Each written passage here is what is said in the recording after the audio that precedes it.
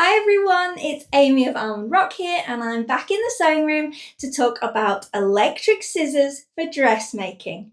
I'm sharing answers to your burning questions about how they work, as well as my opinions on whether you should get a pair and what style to choose. After sewing with electric scissors for 2 years, I've learned a lot to share with you. So I picked up a few extra models to show you with different pros and cons, a variety of charging methods. We'll cover the prices too. I'll show you how they work on a variety of dressmaking fabrics, safety features, and my top tips for getting used to cutting with them. Before we get started, why not subscribe? I share weekly sewing videos with project inspirations, sew the look ideas, and more. I talk about tools and supplies, sewing room organisation, and I share tutorials for tricky techniques that you can refer back to.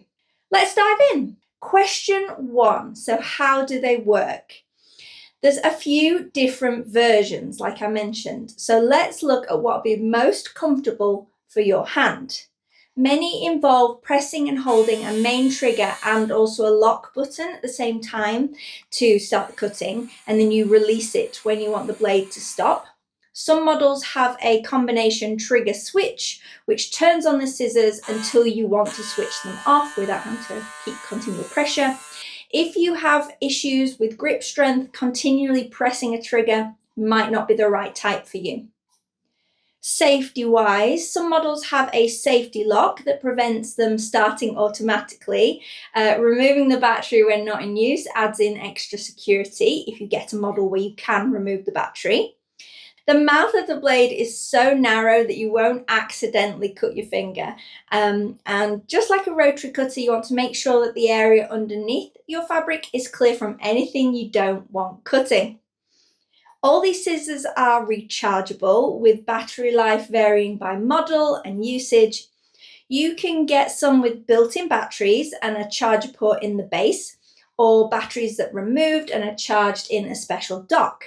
Generally, they use barrel jack, aka round DC converter charging ports with a matching cable, but some have USB-C chargers, which feel a bit more modern and therefore compatible with chargers you already own. The choice is up to you. So the pros: speed cutting, obviously, quickly cutting loads of straight lines or large pattern pieces. I've cut out so many big coats and maxi dresses in record time with electric scissors. People often think I've sped up the clips of the cutting, but they're just that quick. Heavy materials too, you can slice through denim, canvas, coating, multiple fabric layers. No more aching hands. 2 layers of thick wool coating, a breeze. 4 layers of denim, easy peasy. Hand pain relief.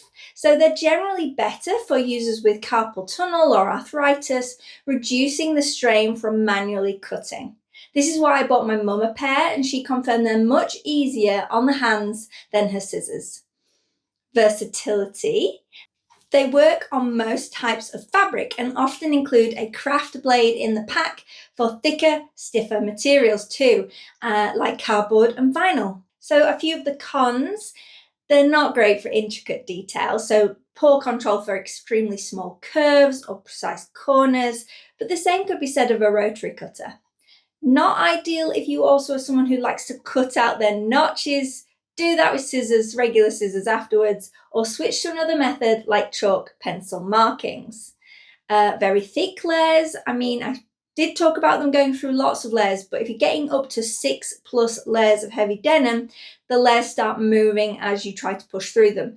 It's not as precise. There's actually a commercial version of these scissors which looks a bit more like a carving knife for fashion houses. I saw the team who make the Strictly costumes use them to cut out 10 pairs of men's trousers from a stack of suiting ones. That was impressive.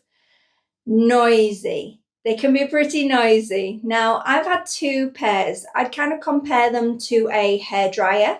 Loud but bearable in short sessions. Let's do a decibel check on each model I have here.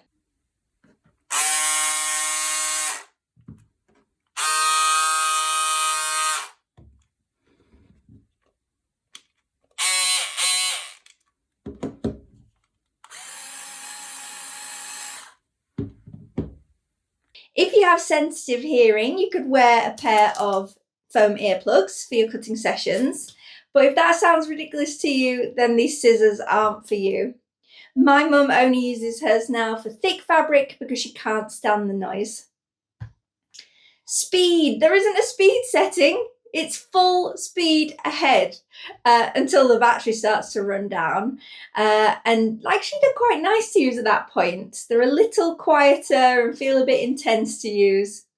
You might also find them quite heavy if you're used to lightweight scissors or rotary cutters.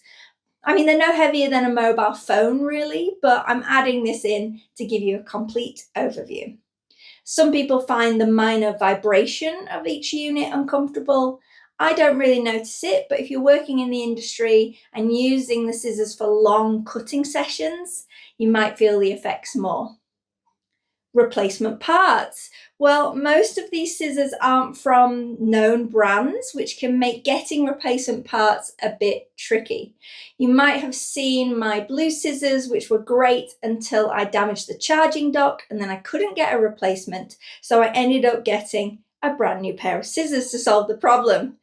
I can confirm the blades are pretty universal and you can buy generic replacements online. So that's something. So what are some of my tips for using electric scissors? So first time out the box, dig out your scraps to get a feel for the tool's speed and movement for your specific fabric.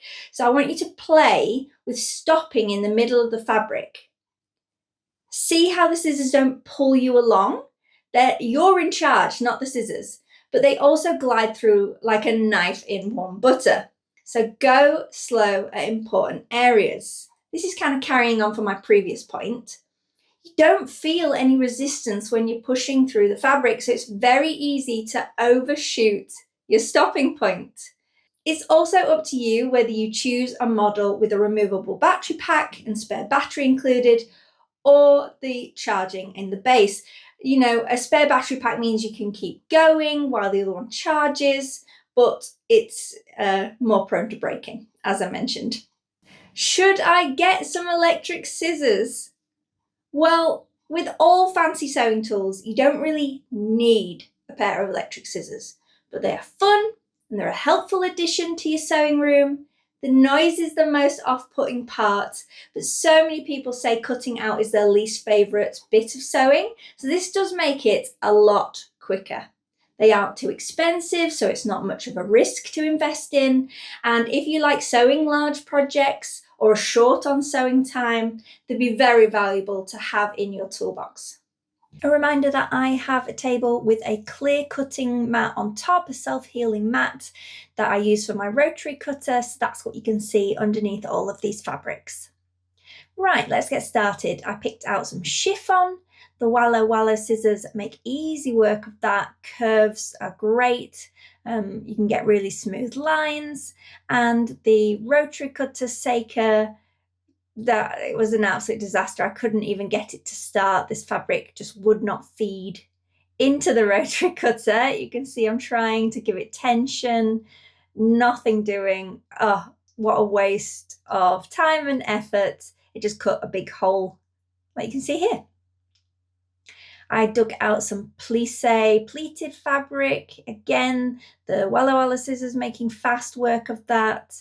I also wanted to try the rotary cutter here. It did actually do pretty well, but it was sort of getting a bit of resistance. It did fight me as I had to push through the fabric. I found an open weave eyelet. Again, the Walla Walla style scissors made very quick work of that.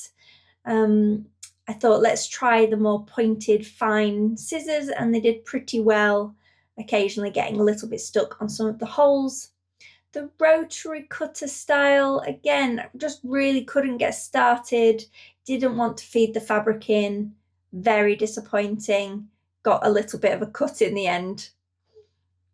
I found some stretch mesh lace. Again, Walla Walla style scissors doing very well with this, easy peasy cutting, lots of nice easy turns. The Lab Tech scissors did struggle a little with the lace. They kept getting tangled in the open design of the lace, which was a bit disappointing. And then the rotary cutter, just proving again, these are absolutely useless. I couldn't even get started. Then I found some foam in my stash that's used for making bra cups, things like that, padding. It's quite thick.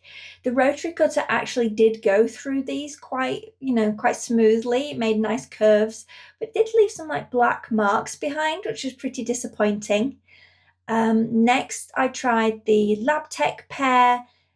I knew these would work absolutely fine, just like cutting through, easy as butter.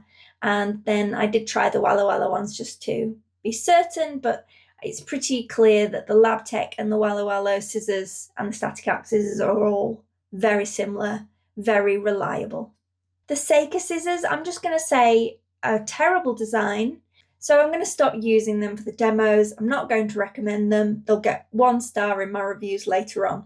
It's very hard to feed the fabric in with the fabric guard being in the way. I couldn't see anything in the directions that say you move this further away for thicker fabrics or dressmaking fabrics. Absolutely useless. I found this very tight weave brocade in my stash, very firm fabric, so I decided to give that a go. The Walla Walla scissors made very speedy work of this, just like everything else. They're so good. And again, the LabTech scissors made easy work of this, no different to the Walla Walla scissors. I found a piece of silk charmeuse, and the static arc Walla Walla style scissors made easy work of that. Doesn't matter how light it is, it still cuts like a dream. Here's the LabTech scissors, just proving it works just as easily with those scissors instead. Then I dug out a piece of oilcloth for something a bit stiffer again and coated, and not a problem. Lovely, easy handling, cuts like a dream. So that was the Walla Walla scissors first, and then I tried the LabTech scissors again just to prove absolutely no difference. And last but not least, I thought you might appreciate me cutting out a circle from the oilcloth. Here I am starting it on the table, proving that you can get quite a nice tight curve. Then I decided to get it up and into my hands. Generally these scissors say like use them on a table, but I wanted to show you them floating in the air. So here I am trimming down the circle. Because you aren't being pulled through the fabric, the scissors just cut and you can push the fabric through. You do actually get quite good control. I think that's a pretty good circle personally. So these are my honest opinions for these 4 brands. Everyone lost a point for noise, I'll say that up front. Starting with the LabTech ones, I'm giving these 2 stars out of 5 because those pointed blades kept getting caught in a lot of my open weave fabrics.